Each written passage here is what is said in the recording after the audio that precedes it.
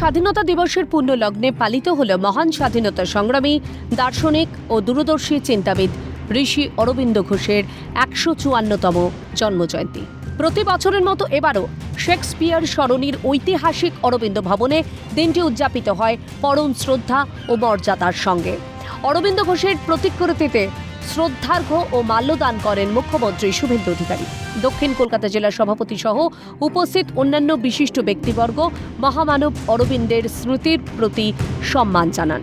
বর্ণাঢ্য সাংস্কৃতিক অনুষ্ঠানের মাধ্যমে গোটা প্রাঙ্গণ উৎসবমুখর ও ভাবগম্ভীর হয়ে ওঠে। অনুষ্ঠানে অরবিন্দ ভবনকে একটি পরম গর্বের স্থান হিসেবে উল্লেখ করেন মুখ্যমন্ত্রী জানান, ভবনের প্রতিটি কোণে এবং গ্রন্থাগারে ঋষি অরবিন্দের বহু স্মৃতি জড়িয়ে রয়েছে। ঐতিহাসিক এই পুণ্যভূমি ও মনীষীদের ঐতিহ্য সংরক্ষণ করা এবং তা আগামী প্রজন্মের কাছে সঠিকভাবে পৌঁছে দেওয়া একটি দায়িত্বশীল সরকারের প্রধান কর্তব্য। এটি একটি ঐতিহ্যের জায়গা, গর্বের জায়গা।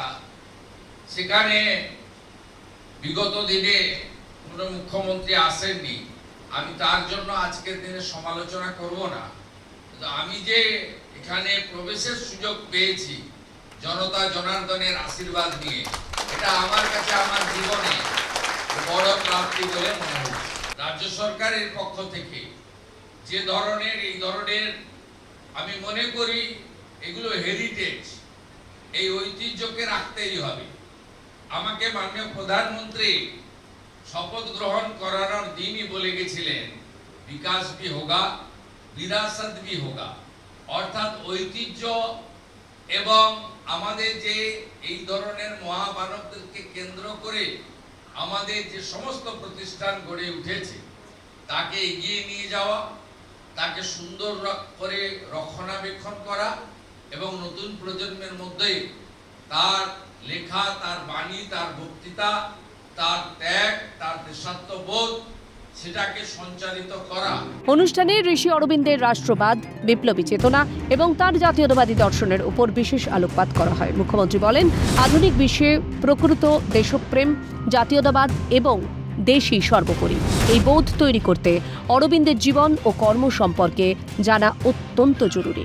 রাষ্ট্রবাদ, বিপ্লবী ভাবনা এবং বিশেষ করে তিনি আমাদের মধ্যে যে কাজগুলি করে গেছেন বর্তমান ভারতবর্ষে, এটা অত্যন্ত প্রাসঙ্গিক।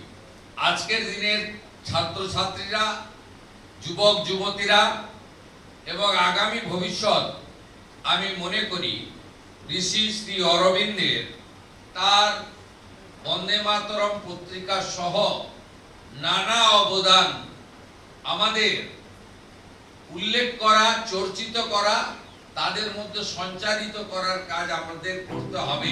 মুখ্যমন্ত্রী ঋষি অরবিন্দের যোগ চিন্তাকে বিশ্বমঞ্চে প্রসারিত করার জন্য প্রধানমন্ত্রী নরেন্দ্র মোদীকে ধন্যবাদ জ্ঞাপন করেন।